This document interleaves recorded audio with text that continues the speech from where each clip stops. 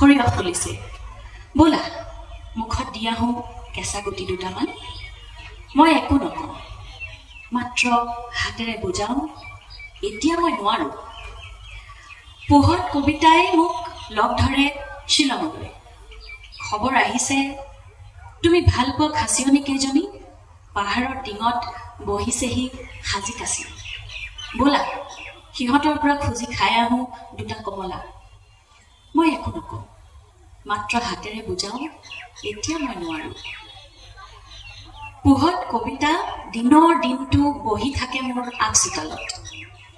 মোৰ মায়ে তামোল নাখায়, কেৱল কবিতাক তেওঁ বাৰীৰ পাণ পাৰি যতনাই দিয়ে তামোল এচালি।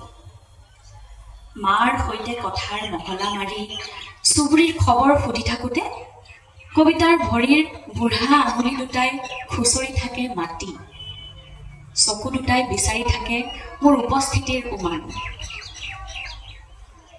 মাৰ সৈতে কথাৰ মহলা মাৰি চুবুৰীৰ খবৰ সুধি থাকোঁতে কবিতাৰ ভিতৰখনে মনৰ ভিতৰতে সাজি থাকে আন এটা চুবুৰী, এখন সৰিয়হৰ পথাৰ অথবা শ্বিলঙীয়া কমলাৰ বাগান। মোক নেদেখাকৈ পাৰ হয় পোহৰ থেতুৱৈ যাৰ। ৰ'দ আৰু চকুপানীৰ সামৰি মোলৈ আহে চিঠিৰ ভাৰ। পোহত লগ ধৰিবলৈ আহে বুলি আঘোণতে এৰি গৈছিলোঁ ঘৰ। চিঠি আহে বুলি ফাগুনত নঙলাত ভুলকৈ আঁৰি থৈছিলোঁ নাম।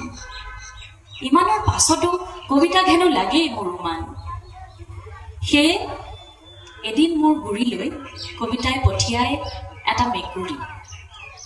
খোলা খিৰিকীৰে সোমাই আহি মোৰ সু ভৰিৰ কাষতে বহি সি মোৰ আলেখ লেখ চাই।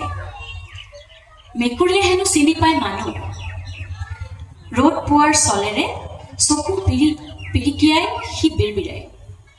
ইমান হেঁপাহটোলৈ নেযাওঁনো কিয়, ইমান আদৰটোলৈ নেচাওঁনো কিয়, ইমান চকু পানীটোলৈ নেখাটোতনো কিয়। টেবুলৰ ধূলি মচি মই মেকুৰীলৈ চাওঁ আৰু হাতেৰে বুজাওঁ, এতিয়া মই নোৱাৰোঁ, এতিয়া মই নোৱাৰোঁ। মেকুৰীকটো ক'ব নোৱাৰোঁ কবিতাকো।